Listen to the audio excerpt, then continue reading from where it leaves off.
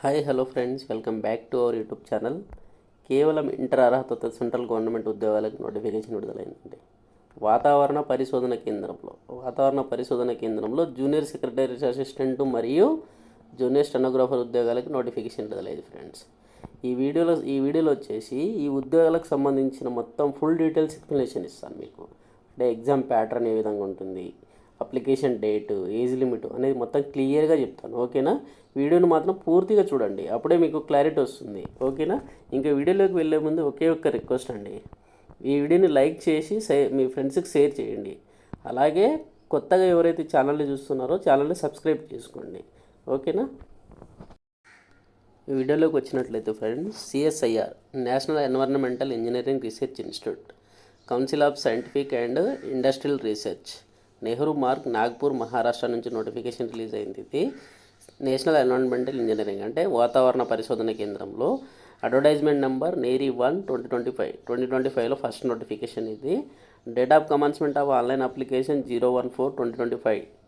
Date of last date of submission online application 30, అంటే April 1 నుంచి April 30 వరకు ఆన్లైన్లో అప్లికేషన్ చేసుకోవడానికి ఉంది. Direct recruitment of junior secretary assistant and junior stenographer. ఓకేనా? టోటల్ నెంబర్ ఆఫ్ వేకెన్సీస్ వచ్చేసి 33 ఉన్నాయి టోటల్గా.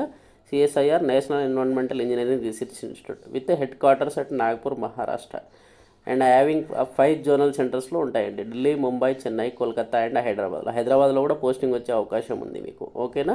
ఇప్పుడు ఇందులో చూసుకుంటే మనం వచ్చేసి post code JSA, name of the post junior secretary assistant, general department, finance and accounts, stores and purchase. ఇందులో వచ్చేసి జనరల్ డిపార్ట్మెంట్లో చూసుకుంటే నెంబర్ ఆఫ్ పోస్టులు 14 ఉన్నాయి. కేటగిరీ వైజ్ చూసుకుంటే అన్రిజర్వ్డ్ 7, ఎస్సీ వాళ్ళకు 1, ఎస్టీ వాళ్ళకు 1, ఓబీసీ నాన్ క్రిమినల్ వాళ్ళకు 4, ఈడబ్ల్యూఎస్ వాళ్ళకు 1. ఇక తర్వాత junior secretary assistant finance and accounts చూసుకుంటే number of post 5, unreserved 4, OBC వాళ్ళకు 1. Junior secretary assistant stores and పర్చేస్లో చూసుకుంటే 7 పోస్టులు ఉన్నాయి టోటల్గా. అన్రిజర్వ్డ్ వాళ్ళకి 5, ఓబీసీ వాళ్ళకి 2. 28 అవర్స్ అండి, 8 × 28 అవర్స్ ముందు ఎలిజిబుల్ ఉంటారు మీకు. 8 × 28 ఇయర్స్. ఇలాగే ఏజ్ రిలాక్సేషన్ కామన్గా ఉంటుంది.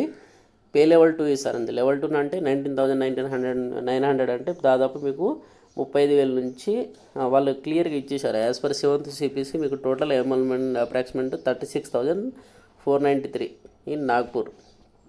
దీనికి వచ్చేసి 10+2 అంటే కేవలం ఇంటర్మీడియట్ అర్హత ఉంటే చాలు. దీంతోపాటు టైపింగ్ ఉండాలండి. ఓకేనా? కంప్యూటర్లో టైపింగ్ 35 words అలా టైపింగ్ ఉంటుంది మీకు. ఇక స్టెనోగ్రాఫర్ వచ్చేసి టోటల్గా 7 వేకెన్సీస్ ఉన్నాయి. ఇది లెవెల్ 4. దీనికి వచ్చేసి 50,000 దాకా వస్తుంది సాలరీ. ఓకేనా? దీనికి 27 years వరకు ఎలిజిబుల్ ఉంటారు. ఇక ఏజ్ రిలాక్సేషన్ అనేది ఇక్కడ క్లియర్గా ఇచ్చారు చూడండి. For age relaxation for class 2 of general information and conditions. Abbreviation ST వాళ్ళకి అవుట్ ఆఫ్ 26. అదంటే పీడబ్ల్యూడీ వాళ్ళకి వచ్చేసి 7 పోస్ట్కు 1 పోస్ట్ ఇదే పీడబ్ల్యూడీ కేటగిరీ వాళ్ళకి ఇచ్చేసారు. ఓకేనా?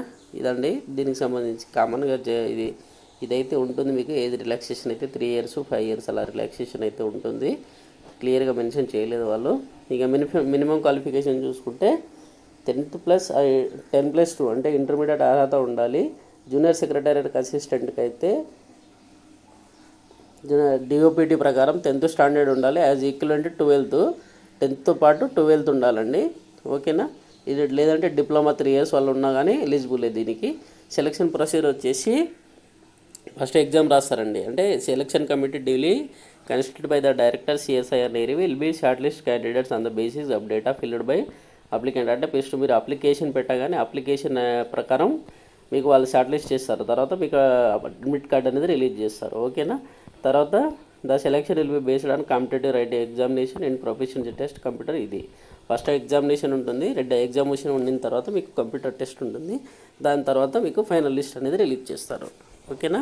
ఇదండి. ఇక ఎగ్జామినేషన్ చూసుకుంటే మనకు ఓఎంఆర్ బేస్డ్ కంప్యూటర్ ఎగ్జామ్ ఉంటుంది. English are Hindi expected question, English language. ఓకేనా? తర్వాత క్లాస్ 2 ఎగ్జామినేషన్ లెవెల్ వచ్చేసి మీకు ఇంటర్మీడియట్ లెవెల్లో ఇస్తారు. ఇక టోటల్ డ్యూరేషన్ టైం వచ్చేసి 2 hours 30 minutes. పేపర్ 1 వచ్చేసి mental ability test 100 questions, 200 marks. Negative marks there will be no negative marks. అంటే పేపర్ 1కి నో నెగిటివ్ మార్క్స్, ఎలాంటి నెగిటివ్ అనేది లేదు. Paper 2 general awareness, English language.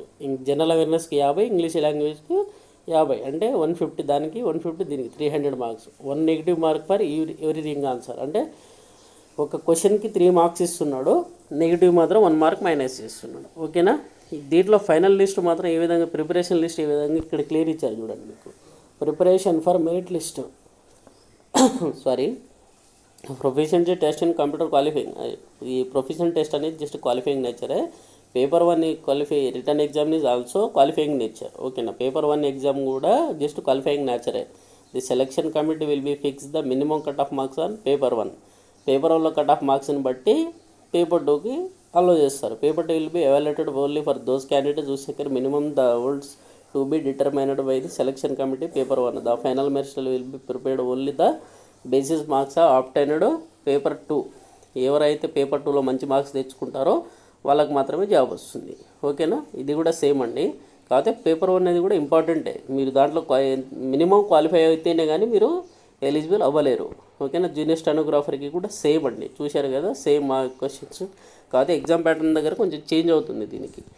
Generally intelligence, reasoning, general awareness, English and comprehension 50 100 మొత్తం 200 marks ఉంది. 0.25 negative marks ఉంటుంది. దీనికి paper 1 paper 2 అలాంటివి ఏం లేదు. ఒకటే ఎగ్జామ్ ఉంది. తర్వాత ఇంగ్లీష్ ప్రొఫిషియన్సీ టెస్టే ఉంది డైరెక్ట్. ఓకేనా. Percentage of full mistakes, half mistakes, number of words in masters అవన్నీ క్యాలిక్యులేషన్, అంటే నార్మలైజేషన్ ప్రాసెస్. అది ఆన్లైన్ అప్లికేషన్ మాత్రం స్టార్ట్ అయిపోయింది. April 1 నుంచే స్టార్ట్ అయిపోయింది. నేను అప్లికేషన్ లింక్ కూడా మీకు ఇస్తాను డిస్క్రిప్షన్లో. నోటిఫికేషన్ లింక్ కూడా మీకు డిస్క్రిప్షన్లో ఇస్తాను. అప్లికేషన్ పెట్టుకోండి. అన్ని అప్లికేషన్ పెట్టుకోవడానికి ట్రై చేయండి. ఏదైనా ఒకటి తగలొచ్చు కదా, మనకి చెప్పలేము కదా మనం. కాబట్టి అన్ని అప్లికేషన్ పెట్టుకోవడానికి ట్రై చేయండి. ఓకేనా. చాలా సింపుల్గా వచ్చే జాబ్స్ అండి. అంటే దీనికి కాంపిటీషన్ ఎక్కువ ఉండదు, చాలా తక్కువ ఉంటుంది. అందుకనే వీడియో తీస్తున్నాను నేను. ఎందుకంటే ఇప్పుడు చాలామంది ఏం చేస్తారంటే, నేను మహారాష్ట్ర పోయి జాబ్ చేయాలా, అక్కడ పోయి ఎగ్జామ్ ఉంటుందా, ఇదని చెప్పేసి అడుగుతూ ఉంటారు. అవన్నీ మీరు పట్టించుకోకండి. మీకు జాబ్ కావాలి అంటే అప్లై చేసుకోండి, మంచిగా చదవండి, ఎగ్జామ్ రాయండి. అప్లికేషన్ చేసేటప్పుడు మాత్రం జాగ్రత్తగా అప్లై చేసుకున్నాను. వాళ్ళు క్లియర్గా మెన్షన్ చేశారు. అప్లికేషన్ ఎవరైతే పర్ఫెక్ట్గా చేస్తారో దాన్ని బట్టి షార్ట్ లిస్ట్ చేస్తామని చెప్పేసి క్లియర్గా మెన్షన్ చేశారు. ఓకేనండి. ఒక మంచి వీడియోతో నెక్స్ట్ వీడియోలో కలుగుతాం. థ్యాంక్ యూ అండి. Thanks for the watching.